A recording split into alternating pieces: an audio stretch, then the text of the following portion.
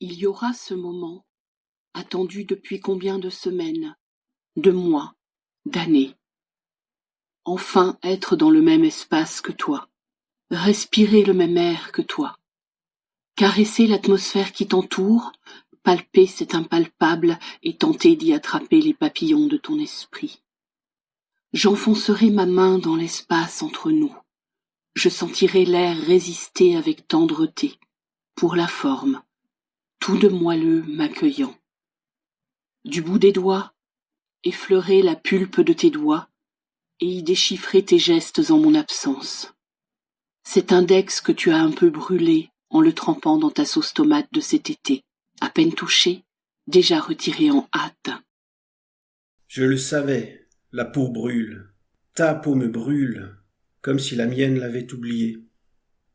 Je sentais la chaleur grimpant à mesure que ta main déchirait l'épaisseur du cocon d'air qui m'entoure depuis si longtemps. Mes mains ne connaissent plus que l'indifférence du latex et le froid aseptisé d'une solution hydromachin. Je sais bien que l'on se caressait, je sais que l'on se caressera.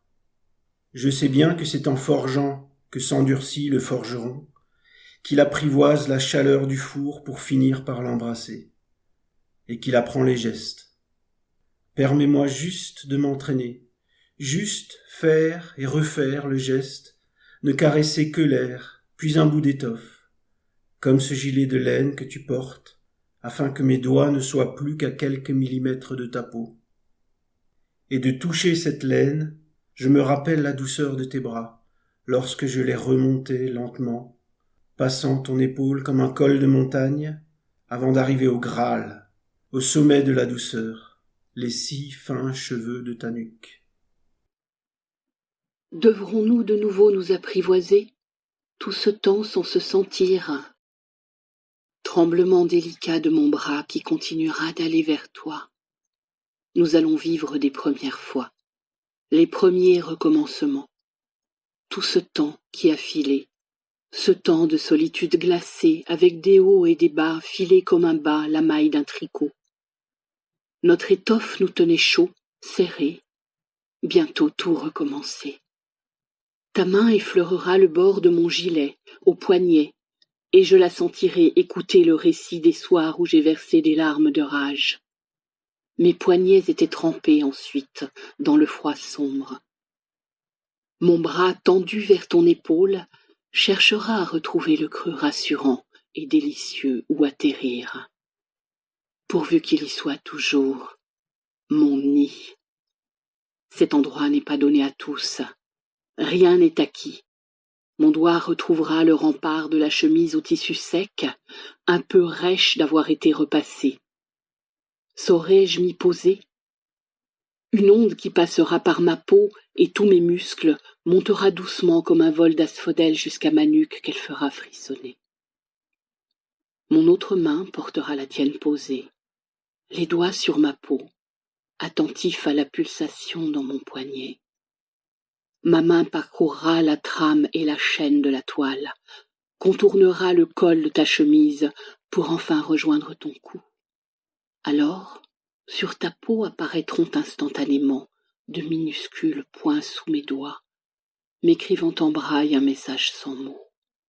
Battement, apaisement. Nous suivrons le même métronome.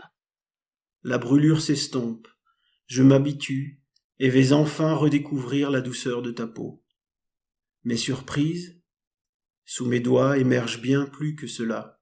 Tes veines, qui n'ont que l'étroitesse de ton poignet pour se faufiler jusqu'à tes mains, battent un rythme lent et serein, comme si tu avais vu ou prévu tout ceci. La paume soyeuse de ta main me parle. Elle me raconte l'alternance des longues heures de manque, à rêver de venir se loger dans mon cou, ou des accès d'hystérie à frapper le bois d'une table exutoire. Et je continue de lire. Ton sursaut involontairement exagéré, lorsque mes mains glissent sur ton dos, m'explique qu'il a été oublié. Tantôt coincé contre un divan, tantôt étouffé dans un lit, quand ce n'était pas tourné vers l'autre côté ostensiblement vide du même lit.